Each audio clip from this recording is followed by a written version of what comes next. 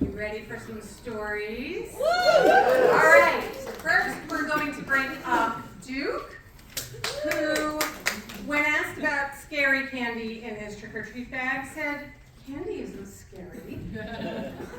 That was his answer. Please give it up for Duke. Anthony, whose response to the "what's the scariest candy to find in your trick-or-treat bag" was almond joy or mounds, because wait, I want to make sure that I get the quote absolutely correct.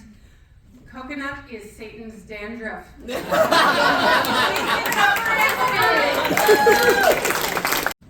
So our next storyteller is Patrick, and his answer to the question of what's the scariest or most unpleasant thing to get in your trick-or-treat bag was toothbrush.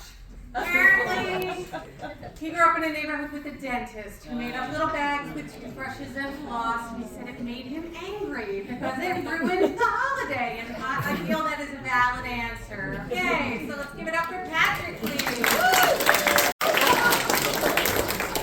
And that's why MySpace is scary. One more time for Chris, please.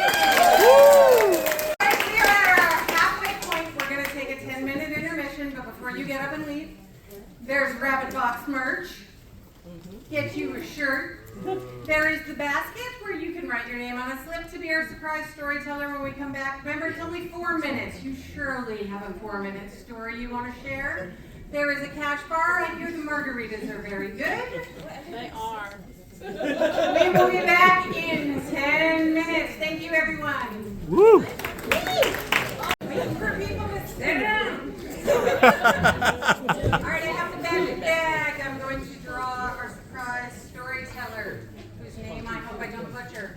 Alright, our surprise storyteller tonight is Allison Skinner. Thank you for having me.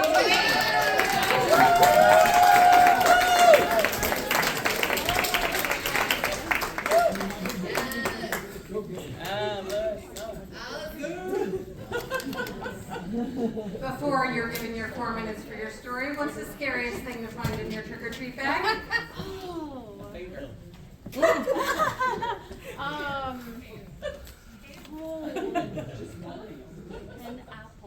An apple. The mic is yours.